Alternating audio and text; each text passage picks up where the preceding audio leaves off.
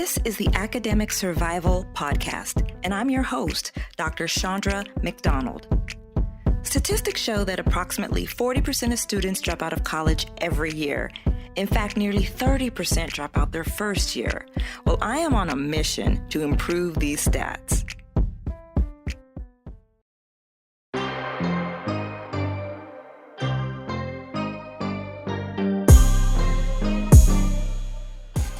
So how do you intentionally challenge those individuals? Well, now we're in an era where you're kind of doubling down profit-wise on the idea that you're a baller and you're worth millions of dollars and you're getting that money right now without even being a professional athlete. So why is the school part even necessary, right?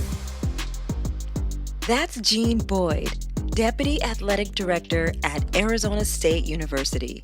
He's joining me today on the Academic Survival Podcast, and I am so excited. Also joining me is Alonzo Jones, Associate Athletic Director for Championship Life, also at Arizona State University. Together, we have a great conversation about student athletes, name, image, and likeness, and how Arizona State has created a holistic support system to help student athletes manage the demands of both academics and sports. Gene and Alonzo's commitment to not only athletic success, but also to academic success is leading to high retention rates and high graduation rates for these students. Join me as we talk all about student athletes. Welcome to the Academic Survival Podcast. Today I have with me live Gene Boyd, who is the Deputy Athletic Director for the Arizona State University. That's right. I also have with me Alonzo Jones, AJ, and he is the Associate Athletic Director for Championship Life at Arizona State. I'm sorry, at the Arizona State University. So welcome to Academic Survival. I'm so excited to have both of you here. Chandra, thank you for having us. Real glad to be here. Really excited. Yes. And Chandra, we'll probably go into it, but her and I have a very long history. We went to high school together. Yes. A wonderful experience then, and it's incredible to see what you've done with your adult life, as I'm still trying to figure mine out. Back in the day. Yes, Gene was there when I officially got baptized, as they say, running the hurdles. So you're not a true hurdler unless you fall during a race. And he was there when I officially got baptized as a hurdler. Indeed. I saved my baptism for my very last race in high school, which unfortunately would have qualified me to go to the state meet. But, we all have our highs and lows, and we learn from them. It's part of why we're here. Yes. All right, so let's get started here. So I want to know a little bit about your journey in terms of how you ended up at Arizona State University in the positions that you're in, and what you actually do there in those positions. AJ, I'll defer to you. Go ahead and start. Yeah, thank you so much, Chandra. I'm a first generation kid. My dad was a military guy, but he put tremendous value on education. I think in part because what he was not able to accomplish simply for lack of the degree.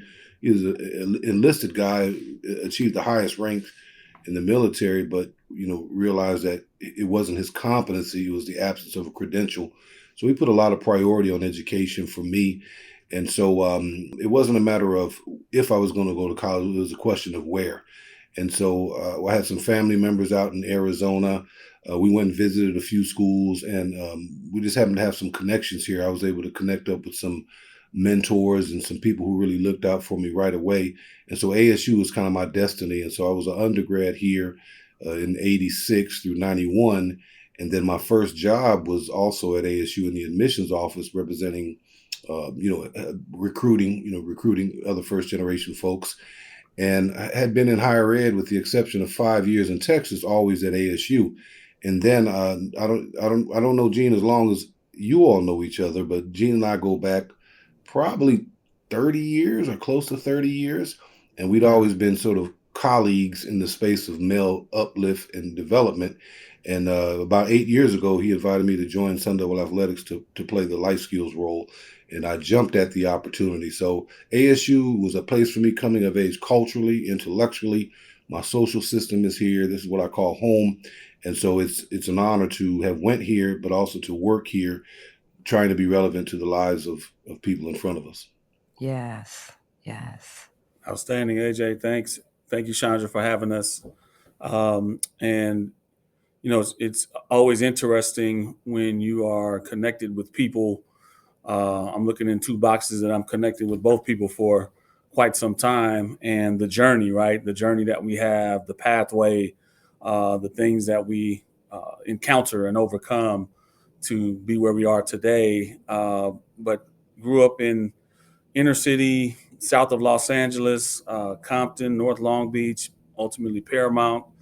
And after graduating from Paramount High School, one of the things that we were talking about beforehand, didn't have any scholarship opportunities and went to community college, which is a pathway of continuance of higher education for sure. Spent a year and a half at Cerritos College in Norwalk, California, and then was blessed and fortunate enough to have multiple scholarship opportunities. So I got to kind of pick and choose what kind of environment I wanted to step into next, and had never really spent any time in Arizona at all.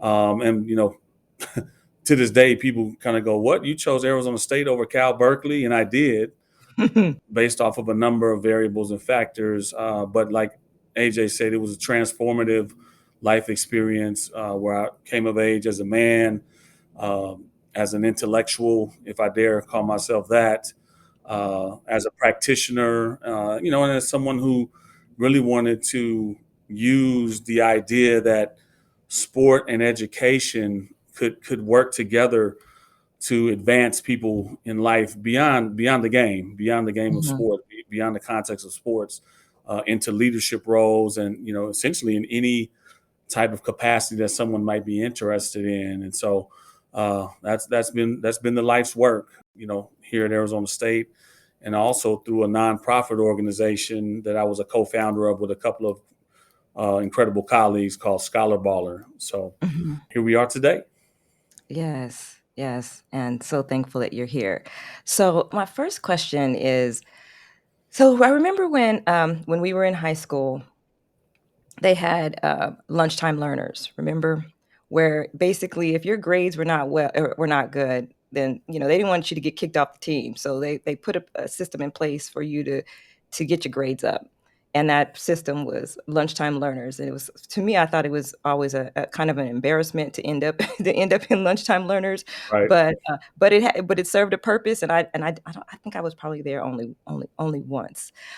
But I know that once students who are athletes, once they graduate from high school and they are they're going to college on a scholarship, or going, maybe not on a scholarship, but basically going there to be an athlete.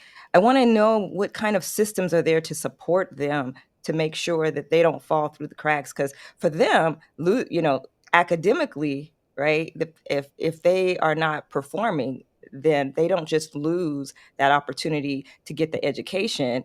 It's twofold, right? They're not on the team and they're losing their opportunity potentially for that education. So what kind of system do you have in place at Arizona State, at the Arizona State, to make sure that students who arrive can actually stay, thrive, and graduate? Absolutely. And AJ and I will toggle back and forth in this piece because there's a lot of interchangeable parts to how a university of this size and status, and we're at the highest level of college sport. It's loosely titled Power Five, Pac-12. We compete against schools such as Stanford, Cal Berkeley, UCLA, USC, although they have opted out and are going to the Big Ten here in about a year and a half. But an institution like this has a responsibility to create a program, create tools and resources and a structured way by which student athletes can be onboarded. And I'll hand back to AJ to talk a little bit about that onboarding process, but then also put into a structured system that, number one, evaluates who they are as a student. Mm. So there's a process by which, and it's scientific. It's been developed and designed with practitioners and academics and psychologists to understand who the student is, what their background is, what are the variables in their life history that has brought them to this point, and what are the so-called strengths and weaknesses, right? So that's kind of the starting point, is understanding some of the unique things about each individual student athlete. And then based on that evaluation, there is a structured approach for each individual student athlete as well, where there's structured time where they are, that's designed in their schedule for study. There's structured time where they can work one-on-one with someone on just not only their study skills, but also their time management skills, Mhm. right? When you're balancing being a student and an athlete, and in some cases working, or think about the situations where someone might already be a parent. Mm. It's a juggling act, and having, time management skills, organizational skill development, and then the academic support. Each individual situation we look at independently, and then create a pathway forward. Where if you're a freshman, you're probably going to have a minimum of 8 hours of structure per week that you are accountable for. So, like, if you're not there, the alarm sounds off, and the coaching staff is communicated with literally, like, Gene's not here, and then, now you're getting texts and phone calls, and if you're gone too long, someone will come find you, right? And that's the That's awesome. links, that's the links that these athletic departments go to, whether you're on scholarship or not, to ensure that that structure is firm from the beginning. AJ, talk a little bit about kind of the accompanying onboarding process that happens as well, because Chandra, it's more than just academics, as you know. There's your psyche and your mindset, and we're living in a new era of humanity. Post Yes. COVID, post George Floyd, for especially those of us who are Black and or African American, however we identify.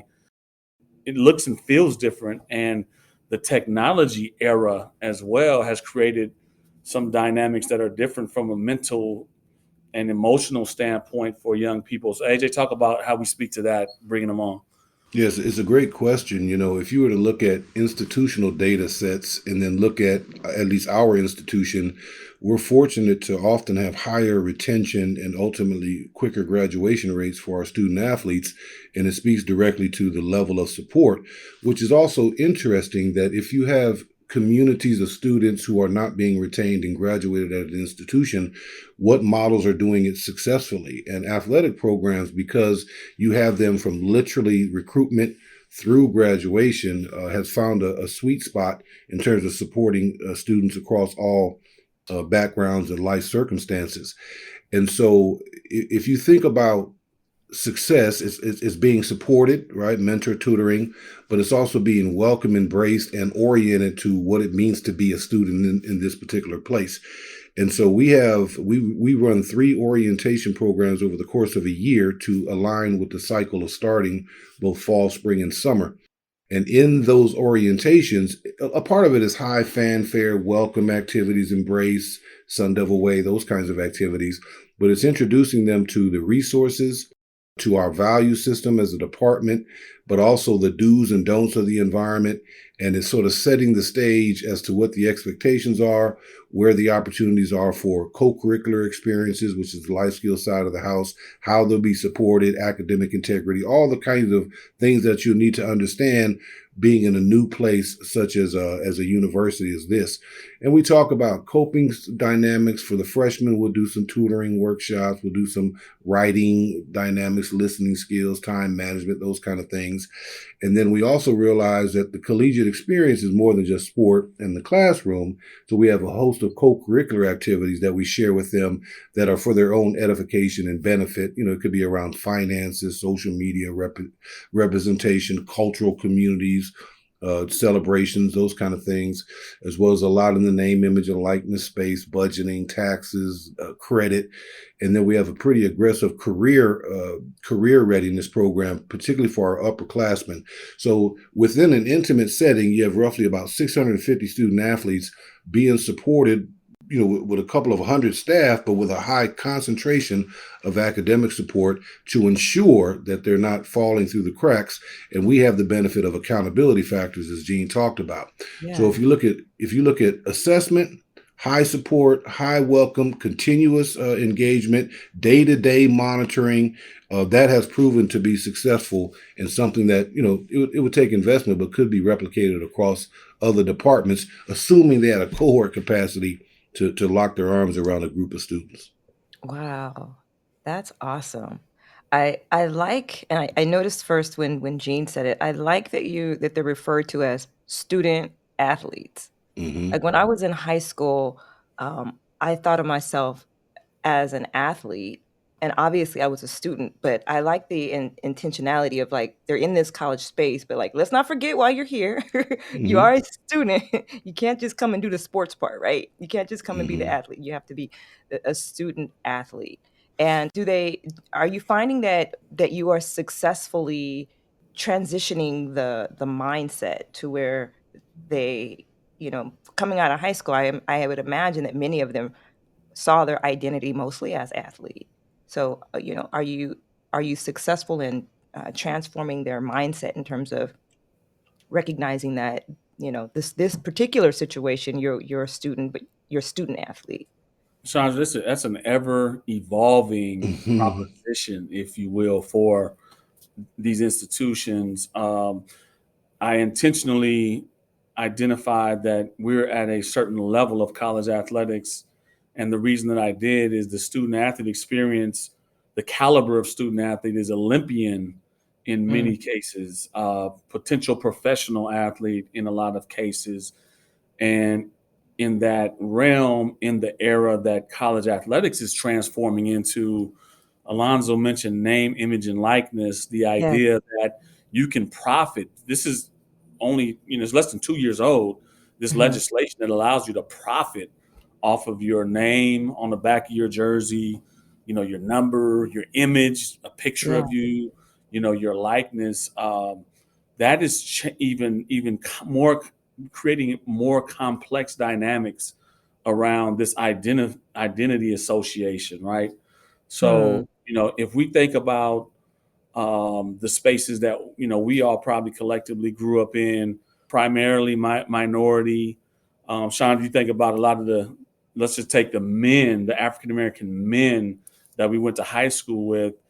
There's a book called Darwin's Athletes that says that in a lot of Black communities, for males, their three ways out or their three ways towards success would be athletics Hmm. or entertainment, rapping or singing or acting, right? Entertainment or the dope game. Like those are the three primarily identified ways intrinsically, even in some of those communities. They don't see these other, options. They don't see a doctor in their household. They don't see a teacher per se in their home front. They go to a Right. school where there's a teacher, right? So this over identification with, being an athlete, for example, has always been something that we've had to work hard and intentionally, especially amongst our Black male student athletes, to really kind of jar them and shake them through the door like, hey, man, the percentages of someone who actually goes on and does that is so minute that if you're not preparing to be something else, you're wasting time, money, energy, and maybe a better life for you and your family by not taking advantage of this. That's where this Right. idea of being a scholar and a scholar baller started a couple decades ago. And then so how do you intentionally challenge those individuals? Well, now we're in an era where you're kind of doubling down profit wise on the idea that you're a baller and you're worth millions of dollars and you're getting that money right now without even being a professional athlete. So why is the Wow. school part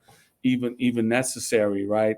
AJ, just talk a little bit about the identity development piece It's interesting. I've never heard another person outside of AJ use a certain language that you're using, Shandra, in your work, that AJ uses all the time. So you can talk about newfound freedom as part of that, AJ. Yeah. So basically, when you're working with the age set, 18 years old, just to use a starting point of traditional college age, all you can do is preview, what they're about to enter into, and then repeatedly revisit it, right? Because they're walking into something, we all at a youthful age have a sense of fearlessness and, a sense of owning the moment and the now. And so for someone to talk about preparing for when you're 45 years old, there's a little bit of cognitive dissonance. So we just constantly reference a duality, sort of owning the moment while simultaneously preparing for a future. And so one of the things we deal with in orientation is newfound freedoms under this reality. They would have woke up in their parents' house in their familiarity of their home, and then they will go to college, and there will be a moment where they will say goodbye to their parents, and they'll close their door, and that audio, the click of the door, will be also an announcement of newfound independence, right? Yes, And so they went from high familiarity, like I always like to jokingly say, they walk up to the refrigerator and they say, what can I take out, right? Because it's been provided for them. But in the moment of moving on to their own, they then have to psychologically shift from what's in it to what do I need to put in it, right? It's a date of independence. So the day they leave their parents' house, it is a literal date of independence. Yes. And they're excited to be there. In the case of a student athlete, they have a certain level of fame, localized fame. And they're doing this literally with thousands of other 18-year-olds who are just that far away from having left their mama and daddy's house. And we then talk about the environment, right? Newfound freedom. You're excited to be there.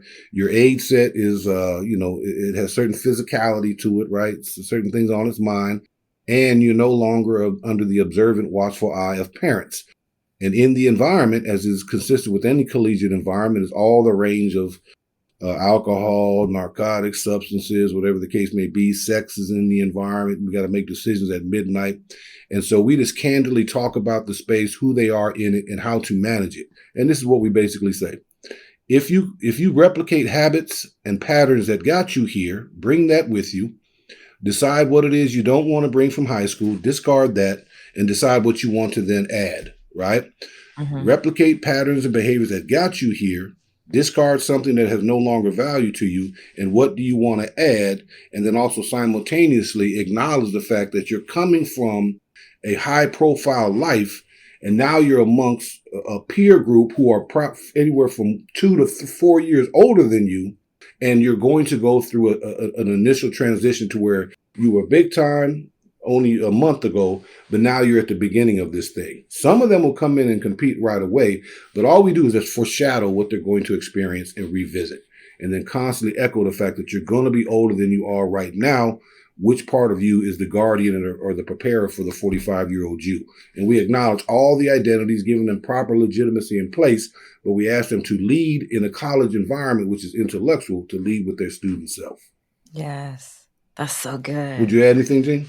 No, but that's kind of getting into the matrix. If you were to do a 1 minute plug, or not a plug, but just an overview of how you help. And Chandra, this is really important because there, what we know about human growth development and human development and even mind development, right?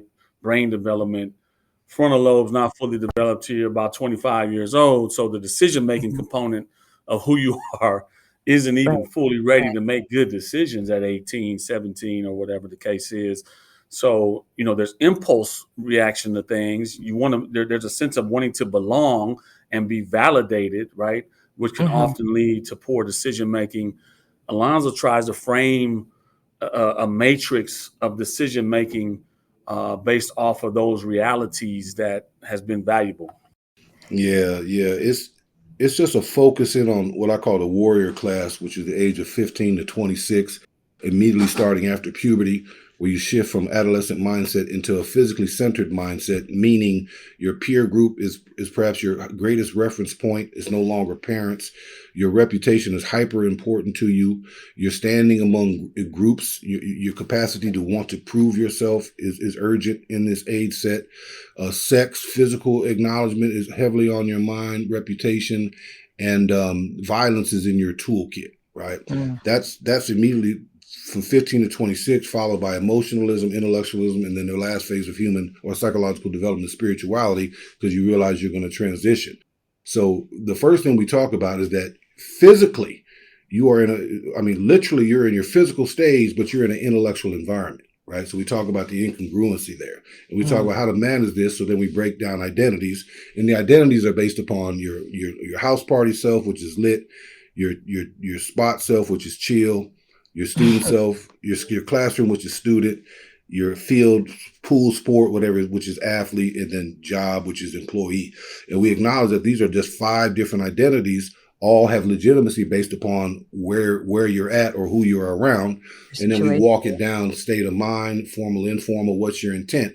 The ideal is to put up many different identities and to say all of this can exist in harmony, and you can have balance, but which one ought to be, sort of the overarching dominant leader. And we encourage them to let that person be student, because student will give balance and legitimacy to all the other identities, versus what inherently happens, not because of deviance or problem thinking, is consistent with the age set. Is the age set wants to maximize social opportunities, wants to maximize fun, wants to take risks, right? Wants to sort of be in the now, kind of, which is perfectly fine.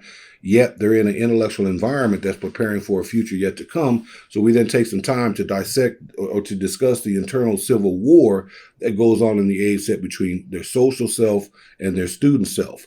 And so a lot of it is just naming it, right? Mhm. And so, and then asking, if all these identities have legitimacy, does student have legitimacy, right? It's just asking that profound question. And then you can walk that down in so many different ways. There's ways to talk about, behavior that's represented by litness. We also talk about behavior that's sort of consistent with student. We acknowledge some of the hyper respect, particularly in Black male circles, that we put tied to that warrior class. So it's a bouncing off tool to have more narrowed conversations across a number of subject matter. But it's just acknowledging they're complex, they're beautiful, but they have to accelerate their maturity in the environment, because there's so many eyes on them and so much at stake. And so it's a way of having a now and future conversation simultaneously.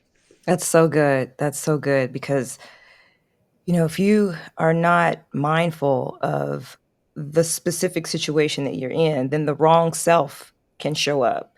And Mm-hmm. like you mentioned about warrior being or fighting being in that tool bag, you can Mm-hmm. be in a situation where, okay, you're at school, maybe it's a party at school, Mm-hmm. and there's a possible confrontation at school, and it's like, "Okay, well, now I I'm all 3 because this party is at school, and this Mm-hmm. conflict is approaching me and at school." But the one thing that definitely holds true is the physical location, right? Your physical Mm-hmm. location is Mm-hmm. school.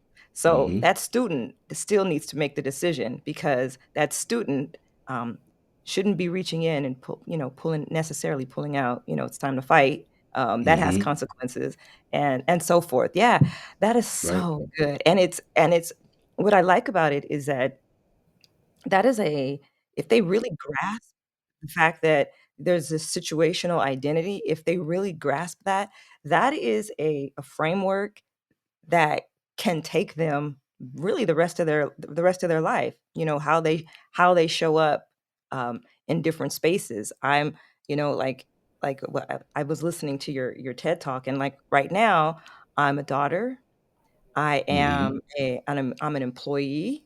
I Mm-hmm. am, a cousin. Like, I have a lot of different roles, Mm-hmm. um, but my mother now lives with me because Mm. she's older, And so Right. I'm caretaker. And then for Mm. me, it's trying to balance the fact that I'm caretaker, but to her, I'm still daughter, right? Right. Right. Exactly. And so there's that type of balancing that needs to happen. So that framework is not just something that is critical for them to understand. It's a framework that they can literally take with them throughout their life and try to figure out, okay, who's in the driver's seat? Hmm. Who's Right. driving right now? Right. So good, so good. So, Yeah. can we talk a little bit about the more about the name, identity, and likeness, and perhaps like how are you balancing that as overseers of these precious lives that could sometimes be larger than life potentially, and you're still trying to run a program. Like, can you talk a little bit about the impact that is having on the student's ability to be successful? I'll start with this. When you attach dollar figures to something, it increases in value, especially at the tender age that we're talking about, right? Hmm. 18 years old, like, you know, this tangible monetary. So one of the things that has happened is the expectation that college athletes at this level are walking into is that they're going to make money off their name, image, of likeness, regardless if they do anything or not. You know what I'm saying? So like, Hmm. it's not like, hey, I'm going to take advantage of this new opportunity to promote my Right. artwork in a way that is attached to my name. I'm going to set up a little, 501c3 or LLC or whatever the case is. They're just going like, where the money at? Like, they want it to be handed. And if someone's very elite in the space, that is happening. Like Mm, there's bidding happening for individuals based off of schools. We came across a website last week, and this is illegal per the NCAA rules, but the website exists and people are participating. That as a fan of a school, let's just say you're a USC fan, you can go in and see a guy, a young man or a woman for that sake, who is being recruited by that school, and you can put money into a pot that if they choose to go to that school, they get the money Hmm. simply off of the choice, right, of what? where they're going, right. So like it pushes the recruiting agenda, because if you get enough fans aware of the site, they start pouring in, and now instead of USC, they want to go to Tennessee because there's $100,000 more dollars on the line. Like a signing bonus. Right, essentially, and decisions. There's all kind of variations of this which are impacting decision making. So, you even have young people who how name, image, likeness is affecting. They're making decisions on going places that are not places that are a good fit for who they are, based Mm, off of the support that's provided and even the environment. You know what I mean? You got people stepping into spaces where there aren't people that look like them, mhm. and they know that they are not going to do well in that environment, but the money is enticing them. So that's the unfortunate part of this name, image, and likeness carousel, is that the overemphasis on quick cash, quick money, Yes. versus really investing in yourself in an experience that's going to build you up to be able to fish versus being able to have the fish given to you. That's one Right. of the drawbacks and negatives of it. On the flip side, there are components of this and student athlete amateurism and all. There are cases that are moving through the courts right now. NIL was, brought on by a case. There was a case where a student was saying, "Hey, you guys give me awards for my athletic pursuit, but not for my academic pursuit if I do well." So there was it's called Alston case that the plaintiff won a couple years ago, and so now student athletes can be incentivized to attend the programs that AJ and his colleagues put on, Mhm. for a certain amount of money, literally, that is is a good enticement. So he's seen his attendance at his events go up 300-400% Hmm. Okay. over the course of a year. So that's a positive piece. That's not NIL, but it's part of the new era of college athletics, something that came on line more recently. So these things are in some cases beneficial if it's done the right way, but also, can be detrimental in a lot of ways. Yeah, you have that website that you're referring to. You literally are going to have students making decisions absent AJ's framework, right? They don't necessarily even have the tool yet. They're just thinking about, in some cases, they're sitting in poverty, right? Making a Right. decision, which in that situation sounds like the better situation. It sounds like the better choice. To be able to immediately alleviate some degree of pain sounds like Right. a good choice. But in the long run, not necessarily the best choice for you. That's really good. Now, you were saying something about incentivizing them to attend these types of programs. Is this program only available to ASU students, or can athletes at other institutions? Is there a way for them to at least? I don't know. You speak to it. Is it offered to outside of ASU? Yeah, I'll address that. So it's completely voluntary by host institution. There's only limits on what it can fund and the amount, and so it becomes a recruitment dynamic, right? So if ASU is not offering it and another institution is, we know we're vulnerable to the families making the decision. To your point a little bit earlier. Okay. And so it's optional to buy in. It's largely tied to, does the institution have the budget or the capacity to fund it, right? And then you have discretion on whether or not you just exclusively award it for academic performance, or do you have some combination of co-curricular experiences coupled with academic performances. And then you have some, you can develop your own policy internally about, how do you distribute it, transfer students, those kind of things. So no, not every institution is doing it. A good percentage are. It's relatively new and recent, and some folks are just giving it away without any kind of criteria tied to it. Other institutions, such as ours, we're trying to tie it into high academic performance and co-curricular engagement. That's good. So, what you've seen over the years, what would you say is like the top three things that students struggle with? I shouldn't say students, but the student athlete. What are the top three struggles coming in? I'll say one, and then Gene can jump in. I would say I think it has something to do with what Gene alluded to earlier about you at this level, you psychologically, and you're not delusioned. You're thinking about the pros. And so, in many instances, certainly not all, there's an incongruency. There's an incongruency that this is the pathway to the potential pro space. Yet my interest is in the pro opportunity, no problem there. But yet I have this academic reality that I must contend with. And as I always like to say, it's not that the student doesn't have the capacity to intellectually own the material. There's just an incongruency with what their immediate priority is. And so there, in some instances, there has to be some due diligence, some extended continuous conversation about just owning the academic experience as a way of continuing the journey. Sometimes you're just managing that versus sort of leaning into the academic experience, gaining what you need to gain from that while simultaneously pursuing your professional aspirations. So sometimes there's just a little bit of incongruency in the student athlete moniker. Yeah, Shandra, like a lot of young people who are transitioning from teen and adolescence into young adulthood and then adulthood, the mental health piece right now, student, student athlete, non-student, of the age group is just real. It's front and center. It's something that, we're much more aware of as a society, right? Is it a chicken and egg? Is it because of how we've evolved with technology and the isolationism created by technology and the social media platforms and all?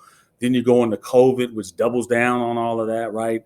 And coming out of that, is that it? Or are we talking about it so much now that everybody expects to be anxious and depressed? Like it's all working together to create that, Right. and the CDC had a report that they did some research in 21. So it was certainly in the COVID era, COVID time period, about isolationism, anxiety, depression staggering numbers. Females, 57% during the research during the study said that they are, significantly depressed and or anxious. 30% contemplated or attempted suicide. This is teenage Mm-hmm. girls. Mm-hmm. The male numbers were not as high, but certainly way up on a trend line, and that has carried over into our space. So the number one subject matter that our student athletes talk about is mental health, and how can we support them better in that regard. The days of hard coaching have had to be modified. I mean, if you're someone who just says do it because I said, and I don't care how you feel or anything, you're not going to last as a coach anymore in Mm-hmm. this space. It's seriously, and we've seen people washing out and stepping out because they don't know how to, bridge the gap. There is definitely a gap generationally right now, and resiliency and some other things. Doesn't mean anybody's better than another. It just means that we've got to figure out how to work together to support ourselves collectively as humanity, and through the collegiate space in particular, which is supposed to be training us to be leaders, right? Right. We have to figure out how to bridge that gap. And it's not younger people's responsibility or college students' responsibility versus the faculty or the staff. It's all of our responsibility. But that mental health component is front and center. And then the third one I would say is just, which is a age old challenge, is just balancing all the things on the plate. You Mm. know, maybe in even the undertone of this, anxiety and so forth, like balancing time, balancing your attention. You got a girlfriend or a boyfriend, you thought he or she was the one, and they were Mm-hmm. Mm-hmm. not the one at all, and everybody else could see it, but you couldn't. But now you're Mm-hmm. heartbroken, right? You got to balance your emotions and still Oh, stay and on that's task, all those kind let, of things. let me tell you, like heartbreak in college is not easy. It's like trying to study with all that emotion. Yeah, that's Mm-hmm. yep, yep. So I read an article not long ago, and it was a mental health article for regarding college students. And one of the takeaways I got from that article was just the breakdown of the amount of time that is happening between high school and college. And so the statement that I took away from that article is the difference between a high school senior and a college freshman is 3 months. Mm-hmm. Mm. That's it, 3 months. And yet Mm-hmm. we want to treat them as though they're adults and they've got it all together. And we're now expecting you to make quality life decisions in just 3 months. Just 3 months prior, you were in high school and nobody was expecting that of you. I would add a complexity to that, both in college life, but also in the student athlete experience. A lot more individuals are graduating early Mm-hmm. and Mm, going to college early. That's certainly happening in the college student athlete experience. So now you got actually subtract months, right? You're supposed to be in your senior high school year working towards graduation and the prom and all that. Now you started college. That's yeah. happening at a much higher level now. And then you also have individuals who are, going into summer bridge programs or bridge programs or things like that.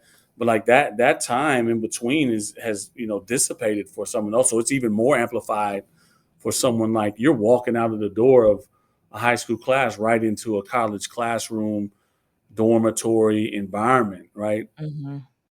Yeah. Yeah, and it's intensified by the independence factor, right? It's one thing to gain new experiences, but almost everything becomes rearranged, right? They literally are physically in a new place, both literally but also psychologically, from the absence of the parent, and they're also then contending with 18 being a so-called age of constitutional independence, right? Mhm. And then depending on their financial resources, they're beginning to feel the pressure of economics.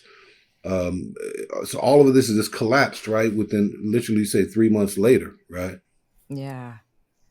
Wow. But it's the phenomena of the freshman year, and an institution that can name these things, wrap around them, touch them often, it has greater success of that freshman or first year student being successful. That's the uniqueness of collegiate athletics, the level of touch we have versus a traditional non-student athlete, especially at larger institutions. You have to be highly intentional about supporting them in the transition. All right. Well, this has been such a good conversation. I'm so glad you joined me today. I am going to get ready to close us out, but I want to ask you, both of you, a final question, and that is, what gives you hope today in this space, in the student athlete space, and in the athletic programs that you're in? What gives you hope? I was hoping that was coming because we're talking about a lot of the challenges, right? Yeah, I mean, the human species is dynamic. It's ever evolving, constantly growing. Um, you know, One thing we didn't talk about that's scary to a lot of people, but will be helpful for a lot of others is like the artificial intelligence Mm. piece that's evolving, under our feet. I think that the more that we can challenge ourselves to look at what's possible, to look at all the resources, like we've got unlimited resources right now, unlike any time on this planet in history. If you take an optimistic viewpoint and think about all the things that we can do, what can we do together? What can we do even individually if we have a positive mindset and you know embrace the moment that we're in versus be worried about all the things that is going on around us right now? How do you get people to do that is a different question, but I'm very hopeful that we have things at our disposal that we've never had in the history of man or womankind on this planet, that with some instruction, which is key, with some Hmm. guidance, with some framing, can continue to create unpreviously perceived realities for us in terms of what we can do together as a society, in this country and in this world. And that's the other piece. We have access to people in other countries and what their educational realities are and so forth. And so we can pair and partner with people as the adults or as the leaders in these spaces to create new opportunities for the young people that we aim to serve. So that gives me a lot of hope. That's great. Yeah, I mean, Gene and I both would share an optimism. Very, very well said. I would say I'm hopeful because we are a current measurement of generational work that preceded us, and so we are further ahead as an athlete community, as cultural communities, uh, on many different variables than the ones our parents had to deal with. So I like to acknowledge the ancestors and the elders for a current time that we live in. Mm. I'm also hopeful, kind of going forward, the level of student athlete activism who are rejecting historical norms of just dribble and play. Right? Yeah. They're leveraging their popularity, their sense of quasi fame, and they're speaking to certain kind of commitments and ideals, and they're being a bit more emboldened. Right? Historically, that had been narrowed to a few who were taking high risk. Now you have more with lower risk, and who are leveraging, their athlete status in different kind of ways. And then I'm very hopeful is that you have athletes who are playing at a professional level who comparatively are in an economic reality that their predecessors were not in, and they're evolving their philanthropy beyond just foundations, I like that. and they're beginning to fund some things that might have some structural change. As I say this, completely not relevant to the show, maybe a professional athlete is listening in. I'm hopeful that they will give their money to something that no one knows about so that they can fund ideals absent external critique. To me, I'm hopeful that the student athlete, like Dick Gregory says, a community of people cannot be saved by entertainment and educate and entertainers and athletes.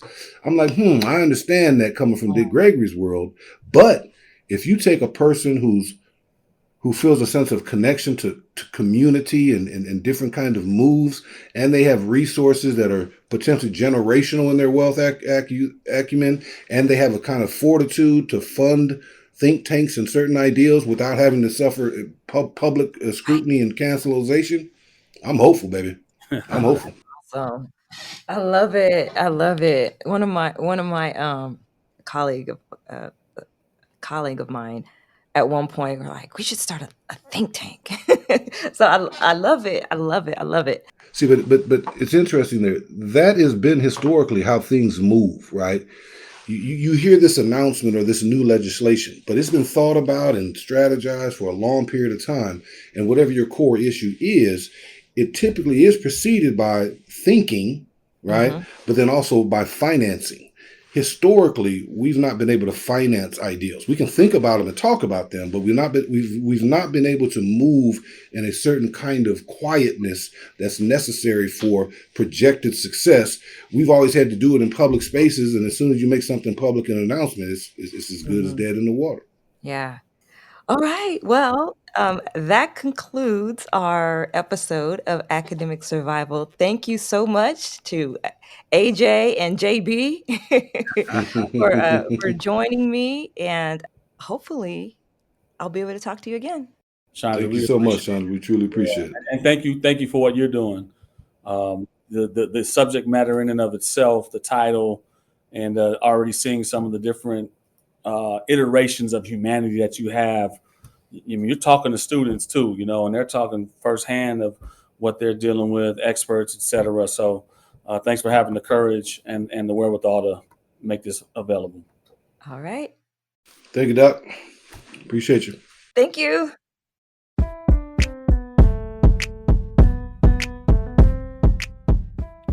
That's it for today on Academic Survival. If you want to share your story on how you survived your freshman year of college, you can reach me at info@chandralmcdonald.com.